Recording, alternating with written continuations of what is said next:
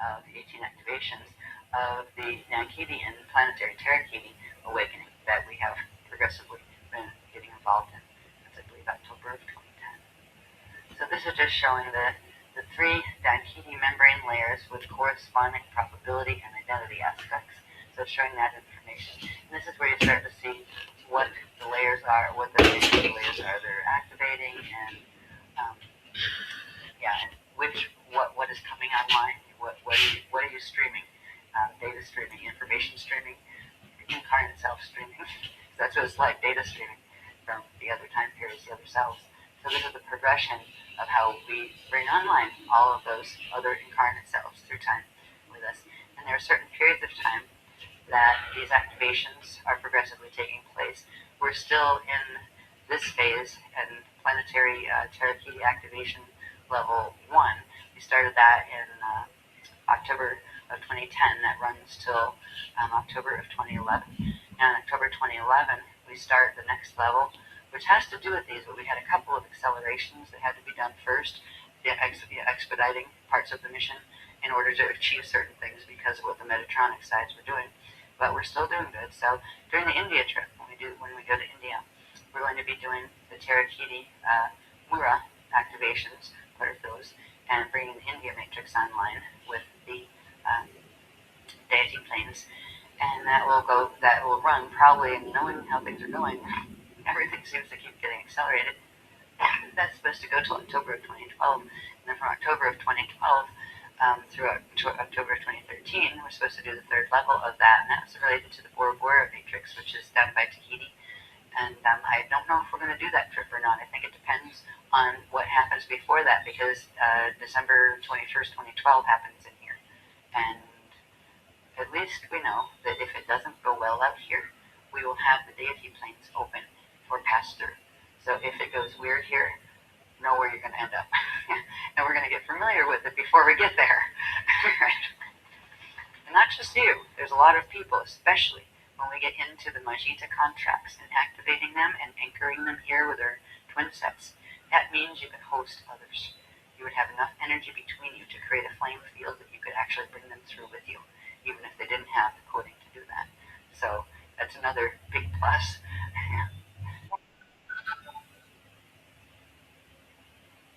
What is that one?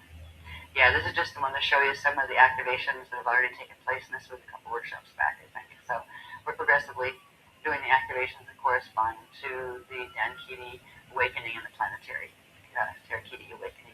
And we're waiting on the India trip, coming in October. That ought to be really cool and lovely to do and important, I'm sure. So this is where we are. These were the expedited ones. So all of these have been expedited, I believe. One of them I think was supposed to happen, and then we expedited like 3 of them or something like that. But that information's all in a couple of the other workshops. I forget which one this was from, but it's like a couple back, maybe 3 back. Next one, please. Okay. Yeah, put the first one up, and I will read section 7 and 8.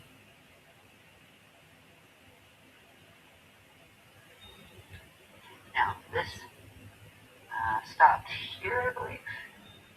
No, this is the new stuff you said, right? Yeah, so this was already there, right? This information was from one of the last couple workshops, chart from there, just talking about the path of the Majita, the Adashi Adept Benders. And this is adding more information to it. The Majita Benders Councils have 2 subdivisions, the Fantija Menders, healers, and the Tantriatia Blenders. The Tantriatia Tantric Shield within the Aquafarian Host Shield activates between August 12th and 15th, 2011, that's during Slaughter's 11, via code activation of the Tantric Twin Sets. The Fantija, or Fontic Shield, activates October 2011 during the India Shields Clinic. So they just expedited the whole thing by doing this one first. This one was supposed to have waited till that period, but they flipped them in order to make the energy thrust that would allow us to pull the blend wave out of the Metatronic harness. So that's what we're on now. Now I'm going to read a little bit more before we get into that, because they tell us some fascinating things about the benders and such. Number 7. The benders, the menders, and the blenders. Cosmic contracts, the Majita, the Fontesia, and Pantriasia councils of Shedalun. Shedalun is the elemental command councils. As part of every being's first Mashayahanic cosmic Christ existence contract, a core Mashayahanic mission encryption exists as the first core existence intention, upon which the probability options included within the first existence contract are selected and structured. Some, but not all, beings choose their first existence contract probability options to include membership within the Mashayahanic Cosmea Councils of Cosmic Elemental Command, the Shedalun being one such member collective of these Cosmea Councils.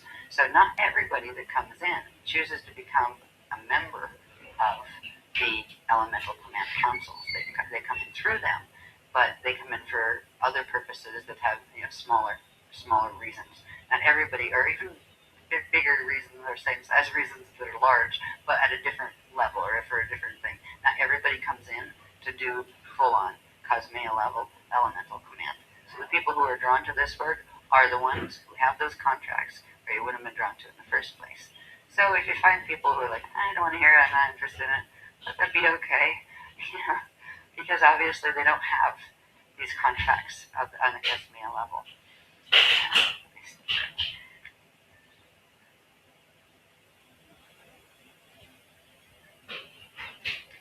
Beings who choose membership in Cosmic Elemental Command Councils received, upon first entry into manifestation, very specific sets of encryption codes called the deity codes within their first existence template that, when activated, would allow them to enter the path of the deity via Kiti awakening fulfillment.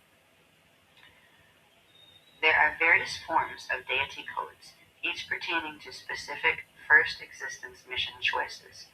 Those carrying the codes of Shedalun Elemental Command, a Mashayahanic Cosmea code set, are contracted for Christ Star ascension via the expedited path of re-evolution within the deity planes. In exchange for the special privilege of more rapid re-evolution, they also carry a deep commitment and mission commission to offer elemental host service to space-time domain systems in need of such evolutionary intervention. The Shedalun Cosmea Councils have 3 primary council divisions whom all work together: the Majita Elemental Command Benders, and 2 subdivisions of this council, the Fontesia Benders and the Pantriasia Blenders.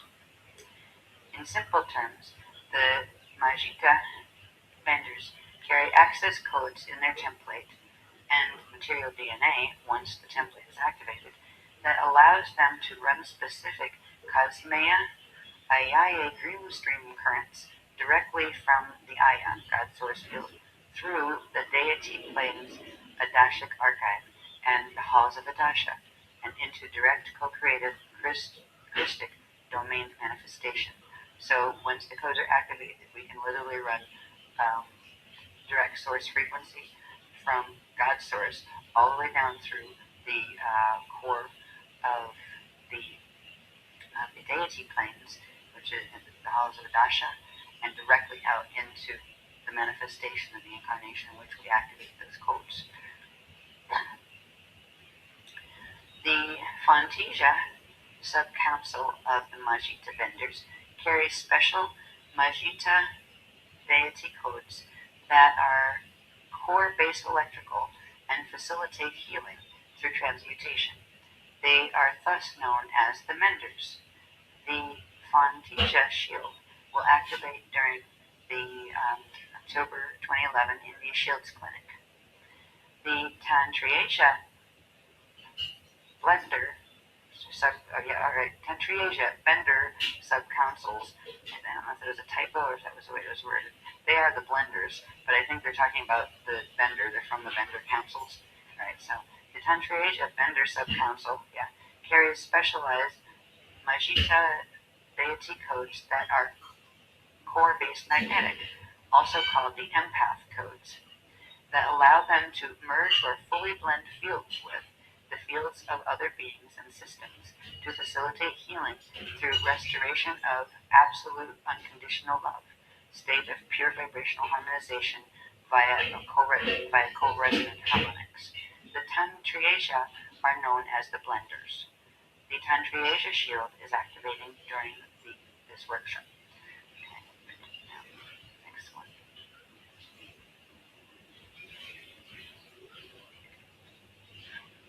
Number 8, which is the final one. Then we go into some other things. Councils, codes, and contracts. The Majitic twins, Fontic and Tantric twins.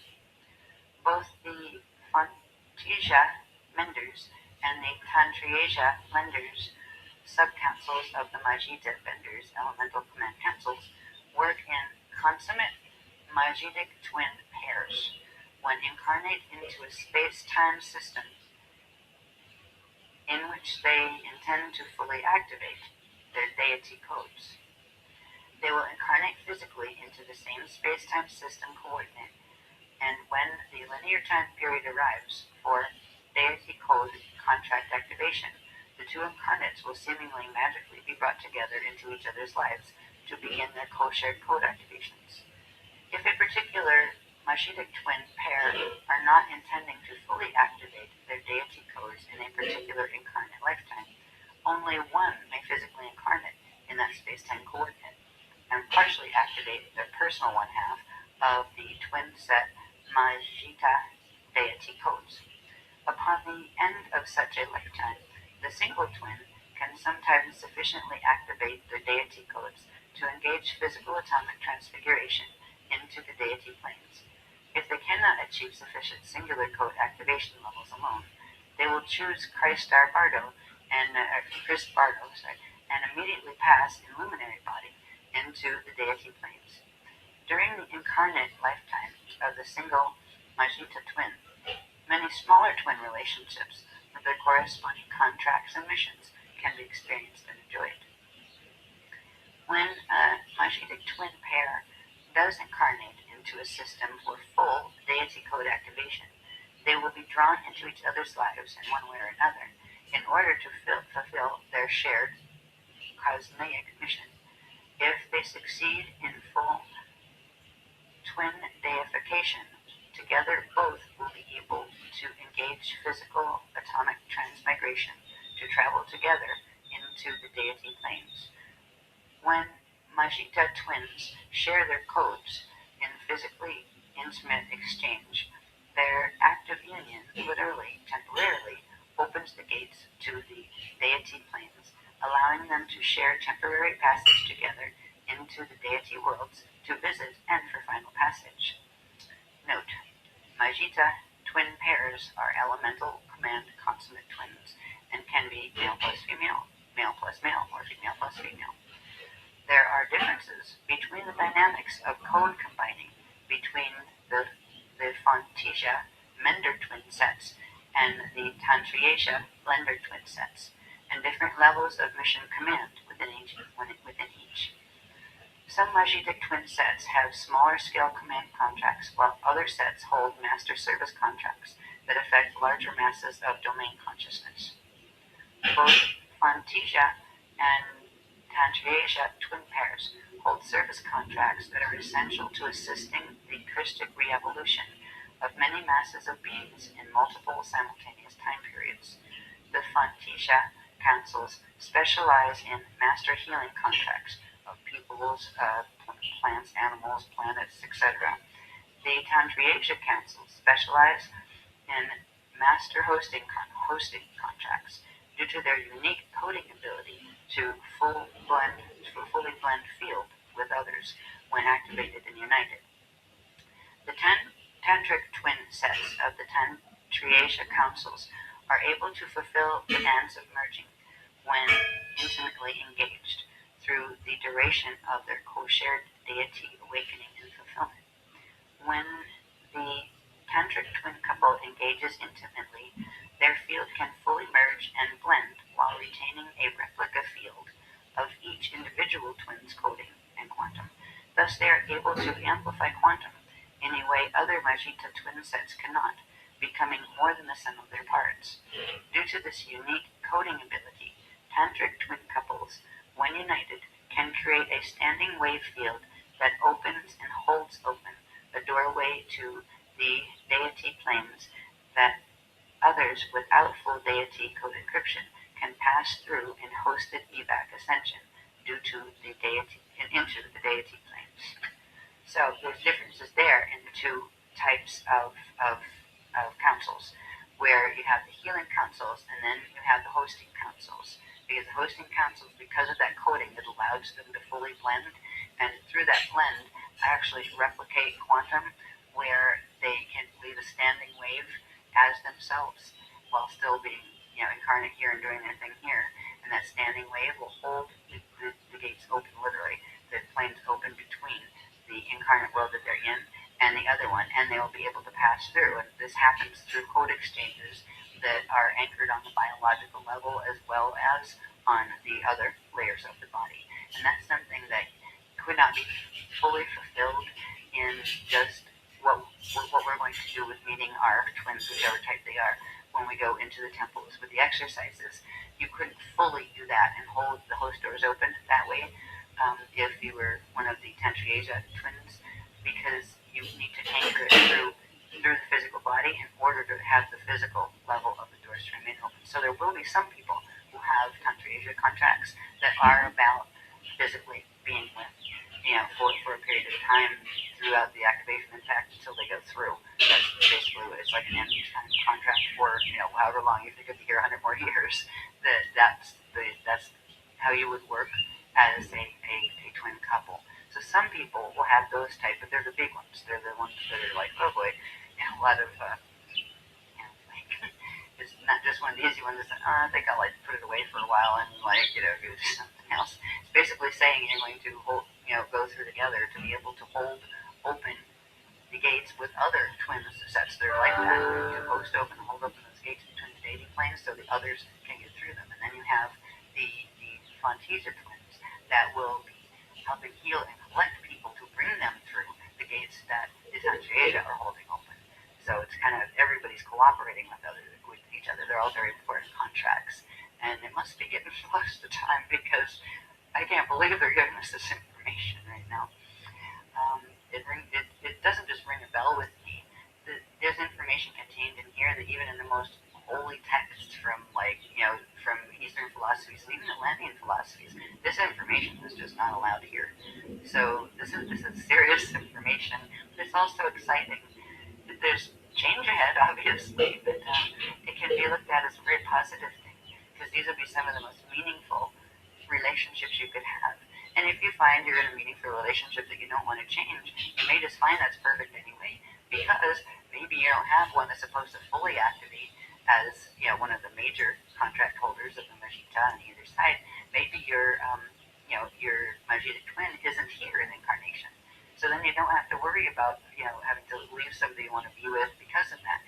Usually these things work out decently, and it's only if there's relationships that have served certain purposes, because all relationships serve certain purposes and are brought together for certain reasons. Some are karmic, to clear stuff from other lifetimes coming through. Some are healing service contracts, some are learning contracts. But once a relationship finishes what it was contracted for before birth in the birth contracts, then you find it starts to get weird and weirder and get weirder and weirder and weirder, to where you have roles but you don't really have interaction anymore, or to where you fight instead of harmonize, and those kind of things. So sometimes when these contracts, the Majita contracts, come into activation in planetary effect situations like what we're in for a while now. They're telling us it's time to clean out the closets and give yourself a little shakedown and say, what do I really, does this really feel good to me, what I'm in? And not to dump relationships that aren't working for you, but to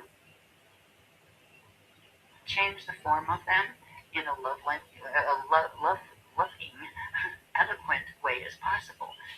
sometimes you'll have a partner that will not allow that, and you just need to take care of what you need to take care of with yourself, and let that be their problem. Like if they're fighting with you or threatening you or abusing you or something like that, get out of it. It is not worth staying, no matter how much you love them, or how much they're sorry afterward. That is just a disharmonic that is just going to keep messing with you. But you can change with if you have reasonable people that you're working with. You can change the form of a relationship, taking it from whatever it has been that might have been intimate, that isn't particularly working, into something that could be a nice friendship. And going to these prayer salons is a very good way to start getting advice from from your twin person, and not just because the twin is trying to line you up with them. Because if you're meant to have a contract with them, they will let you know that. They will encourage that, and at least you know about it now. So if you feel weird fuzzy thing, it's not that they're like trying to get at you; they're just resonating with you too, and you happen to be listening back. But if you're not meant to go full deification in this lifetime, they're not going to tell you who you have to be with or anything like that. They will advise you on how to help change the form of certain relationships and how to move yourself along. And what you need to do, if your goal is to be able to get yourself into the deity planes this time around, because they don't open every day, and to be able to get in there and take your evolution from this point upward, through the deity realms. So it's really worth, if there's any time that's worth looking at your relationships and seeing if they work for you, and going to the temples, and we're going to show you more of how to get there a bit more clearly, to get the advice that you feel you need. This is the time to find your contracts. You wouldn't be here, and you'll just say this, there's nobody in the room that would be here if it weren't for the fact that they have one of these Magitic contracts. It's like one type or the other as far as those contracts go. So, and all of them are considered vendors. All right, so we are all vendors, like we were talking about the vendor ones and the elemental ones, the elemental command councils of the air, water, crystal earth, fire, and ether. So we have those. We're all part of that. But then what our subdivisions are depends on what kind of coding we're carrying out of contracts. Depending on what kind of twin are we going to find, and are we going to find it just going to the temples up there, or are we actually going to meet the person down here and engage a relationship? And a lot of times, what the beloved has said is you will find that actually you start to have feelings for someone first, or you have a dream about someone, and you don't even know if they're a real person in the flesh, and then like later you meet them or something, and you go, oh my gosh. And it's usually like the emotional, physical body responds with the rest. Some will respond faster than others, some won't, and that's okay. It'd probably be a real bummer if you found it's like you knew that was your like Magitic twin, and you're supposed to fulfill your contract, and then the other person's like, no, and with somebody else or something, and it's like, oh dear, okay. So then you would just deal with, if you have to, their higher, their own higher level, their cosmic level of the temples. But if it was supposed to be one of the big contracts that were literally holding the gates open by anchoring the union into the biological form, that would cause problems. It would weaken the host itself, and it would also probably make eventually probably not feel right to both parties, because even a party that was not interested might feel that like later down the road they would feel something wasn't working. So these are contracts that they're just not just before birth contracts, because they can be karmic and small and all of that, but we are commissioned here to get ourselves and whoever we can host into the deity planes. And the more of us that there are, it make peace with our lives and what we feel we really want. Our emotions should go along with it at some point where it would feel all right. It might be confusing at first, and you don't know which way to go and what you're supposed to do. That's why going vertical and going to the temples to just sit with the consciousness of the temples, because that's a place where your whole record is a part of that collective space record. So you're closer to it, so you'll be able to understand or feel yourself a bit more clarity and that kind of thing. So clarity is a thing to work for. Some people feel it immediately. They go, oh my goodness, I know this person, and the other person, well, I know this person too. Great. There you go, you're off. Other people, it'll take more time.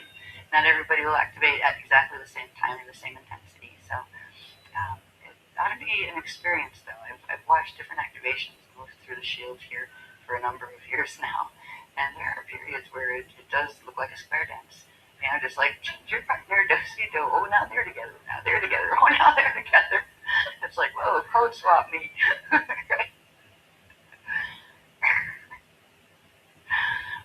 But this last shift is the one that is bringing us into alignment with the, you call them the end time contracts. If we have those, which if we're listening to this, we do, that brings us into alignment with what we need to do in order to fulfill our deification process and fulfill what contract that came with as far as helping the rest of the host mission here. So this gets better and better. I get overwhelmed with it myself sometimes, just the intensity of the information and what that really implies. Like, you can't really run away from it after a while. You just get don't like that. I turn on the TV, watch something stupid just to ground my energy. Please. But anyway, let's see. Did I finish reading that? Yeah, I think that was the last of it when it ended with this stating that that the tantric twin couples, when united physically, create that standing wave field that opens and holds open the doorways to the deity planes. And that's interesting. I think it would be every time like that feel happened in your fields and it started to like come together because it felt right. You would do your thing and you would leave the flame field after you're done, right? It's not like you just have to just like lock up in a room for the next 6 months or something and you have to go through the codes.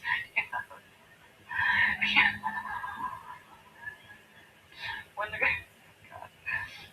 when the codes are ready to exchange, let's say, a wave of connection with each other, there should be at least a tingle on both sides, right?